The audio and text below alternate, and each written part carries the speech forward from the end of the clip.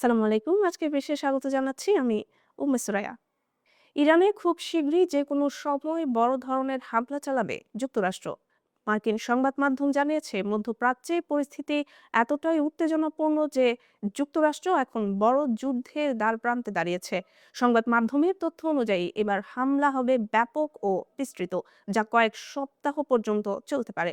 গত মাসে ভেনেজুয়েলায় সীমিত হামলা চালানো হয়েছিল, কিন্তু ইরানে তা হবে বহুগুণ বড়। যুক্তরাষ্ট্রের সঙ্গে এই হামলায় অংশ নেবে ইসরায়েলও। তারা যৌথভাবে ইরানের বিভিন্ন স্থানে মিসাইল ও বিমান হামলা চালাবে, যা ইরানের সরকারের টিকে থাকার জন্য হুমকি হিসেবে কাজ করবে। গত বছরের জুনে ইরান ও ইসরায়েলের মধ্যে 12 দিনের আকাশ যুদ্ধ হয়েছিল, যেখানে যুক্তরাষ্ট্র অংশগ্রহণ করেছিল। তবে এরপর পরিস্থিতি বদলে গেলে ট্রাম্প নতুন কৌশল নিয়ে চলেছেন। একদিকে ইরানের সঙ্গে আলোচনা, অন্যদিকে সামরিক শক্তি বৃদ্ধি। ইরানের সঙ্গে চুক্তি এখন সহজ নয়, যার কারণে হামলা অনিবার্য হয়ে উঠেছে।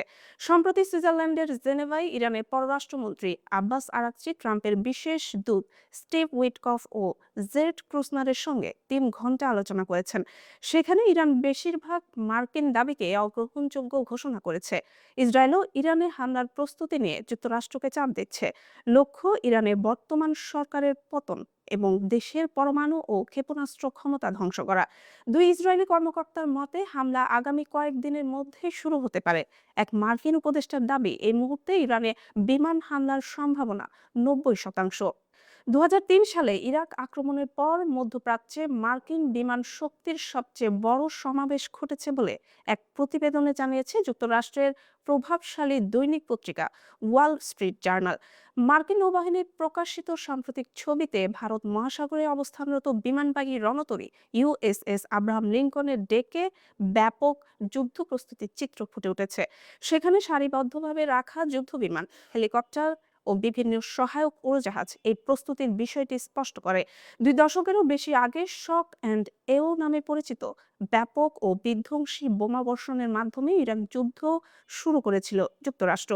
সেই অভিযানের পর এবারই প্রথম এত বড় পরিসরে সামরিক শক্তি জড়ো করছে ওয়াশিংটন।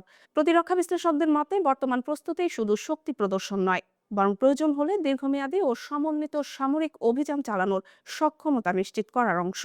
বর্তমানে ইরান জুড়ে সরকার বিরোধী বিক্ষোভ দমনে কঠোর পদক্ষেপের প্রেক্ষাপটে দেশটির বিরুদ্ধে সম্ভাব্য সামরিক ব্যবস্থা নেওয়ার বিষয়টি গুরুত্বের সঙ্গে বিবেচনা করেছেন প্রেসিডেন্ট ডোনাল্ড ট্রাম্প। একই সঙ্গে পারমাণবিক কর্মসূচি নিয়ে তেহরানের সঙ্গে আলোচনা চললেও মার্কিন কর্মকর্তারা বলছেন এখন পর্যন্ত তাতে দৃশ্যমান অগ্রগতি হয়নি। উদ্ভূত পরিস্থিতিতে যুক্তরাষ্ট্র অঞ্চল জুড়ে F-16, F-22 ও F-35 ধরনের কয়েক ডজন অত্যাধুনিক যুদ্ধবিমান মোতায়েন করেছে। এসব যুদ্ধবিমান আকাশ প্রতিরক্ষা ভেদ করে গভীর লক্ষ্যবস্তুতে আঘাত হানতে সক্ষম। এর পাশাপাশি একাধিক বিমানবাহী রণতরী, ক্ষেপণাস্ত্রবাহী ধ্বংসকারী জাহাজ ও সাবমেরিন মোতায়েনের মাধ্যমে সমুদ্র ও আকাশ দুই দিক থেকেই সামরিক প্রস্তুতি জোরদার করা হয়েছে। প্রতিরক্ষা বিশেষজ্ঞদের মতে গত জুনে ইসরায়েল ইরান সংঘাতের সময় মার্কিন B-2 বোমারু বিমান ইরানের পারমাণবিক স্থাপনায় যে সীমিত আঘাত হেনেছিল, বর্তমান প্রস্তুতি তার চেয়ে অনেক বিস্তৃত ও দীর্ঘমেয়াদী অভিযানের ইঙ্গিত বহন করছে। এতে বোঝা যায় পরিস্থিতি অবনতি ঘটলেও দ্রুত ও ব্যাপক সামরিক পদক্ষেপ নেওয়ার সক্ষমতা ধরে রাখতে চায় যুক্তরাষ্ট্র। ক্রমবর্ধমান এই উত্তেজনার ফলে মধ্যপ্রাচ্যের আকাশসীমা ও সমুদ্রপথে এখন অনিশ্চয়তার ছায়া ঘনীভূত হচ্ছে। বিশ্লেষকদের আশঙ্কা, কূটনৈতিক অচলাবস্থা দীর্ঘায়িত হলে সামান্য উস্কানিও বড় ধরনের আঞ্চলিক সংঘাতে রূপ নিতে পারে, যার প্রভাব পড়তে পারে জ্বালানি বাজার, বাণিজ্যিক নৌপরিবহন এবং বৈশ্বিক রাজনীতিতে। মার্কিন প্রেসিডেন্ট ডোনাল্ড ট্রাম্প ইরানের সঙ্গে চূড়ান্ত চুক্তি করা বা না করার বিষয়ে আগামী 10 দিনের মধ্যে স্পষ্ট সিদ্ধান্ত নেওয়ার হুঁশিয়ারি দিয়েছেন। ওয়াশিংটনে নবগঠিত শান্তি বোর্ডের উদ্বোধনী সভায় ট্রাম্প বলেন, আমাদের একটি অর্থবহ চুক্তিতে পৌঁছাতে হবে, না হলে ভয়াবহ কিছু ঘটতে পারে। ইরানের পারমাণবিক কর্মসূচি নিয়ে গত কয়েক সপ্তাহ ধরে কূটনৈতিক আলোচনা চলছে। বিশেষ দূত স্টিভ উইটকফ ও তার জামাতা জ্যারেড কুশনার ইতোমধ্যে ইরানের প্রতিনিধিদের সঙ্গে গুরুত্বপূর্ণ বৈঠক করেছেন। তবে ট্রাম্প সতর্ক করেছেন, অর্থবহ চুক্তি করা সহজ নয়। চুক্তি না হলে ভয়াবহ পরিণতি এড়িয়ে যাওয়া কঠিন হবে। মধ্যপ্রাচ্যে যুক্তরাষ্ট্র ইতোমধ্যেই তাদের সামরিক উপস্থিতি বৃদ্ধি করেছে। বিমানবাহী রণতরী ইউএসএস আব্রাহাম লিঙ্কন মোতায়েন করা হয়েছে এবং নতুন হামলার সম্ভাবনার প্রস্তুতিও নেওয়া হয়েছে। একই সঙ্গে ইরানও তাদের সামরিক স্থাপনাগুলো শক্তিশালী করেছে। সর্বোচ্চ নেতা আয়াতুল্লাহ আলী খামেনি হুঁশিয়ারি দিয়ে বলেছেন, আমেরিকার রণতরী বিপজ্জনক ঠিকই, কিন্তু তার চেয়ে বিপজ্জনক সেই অস্ত্র যা সেটিকে সমুদ্রের তলদেশে পাঠাতে পারে। ক্যালিফোর্নিয়ার ডেমোক্র্যাট রো খান্না এবং কেন্টাকি রিপাবলিকান থমাস ম্যাসি 1973 সালের যুদ্ধ ক্ষমতা আইন ব্যবহার করে ভোটাভুটি করার চেষ্টা করছেন। রো খান্না বলেছেন, ইরানের সঙ্গে যুদ্ধ বিপর্যয়কর হবে। দেশটির শক্তিশালী আকাশ প্রতিরক্ষা ও সামরিক সক্ষমতা রয়েছে, তবে কংগ্রেসে এই প্রস্তাব পাশ হওয়ার সম্ভাবনা কম। বিবিসির খবরে বলা হয়েছে, ব্রিটিশ সরকার মধ্যপ্রাচ্যে যুক্তরাষ্ট্রের সম্ভাব্য হামলার জন্য তাদের সামরিক ঘাঁটি ব্যবহার করতে অনুমতি দেয়নি। এর আগে যুক্তরাষ্ট্র বিভিন্ন সামরিক অভিযানে ব্রিটিশ ঘাঁটি এবং ভারত মহাসাগরের ডিয়েগো গার্সিয়া দ্বীপ ব্যবহার করেছিল। ট্রাম্পের 10 দিনের আলটিমেটাম মধ্যপ্রাচ্যে উত্তেজনার মাত্রা বাড়িয়ে দিয়েছে। চুক্তি না হলে সামরিক পদক্ষেপের সম্ভাবনা তীব্র, যা পুরো অঞ্চলের স্থিতিশীলতা ঝুঁকির মুখে ফেলতে পারে। জার্মানির উত্তরাঞ্চলীয় শহর ব্রেমেনে গত 15 ফেব্রুয়ারি এক অদ্ভুত ঘটনা ঘটেছে।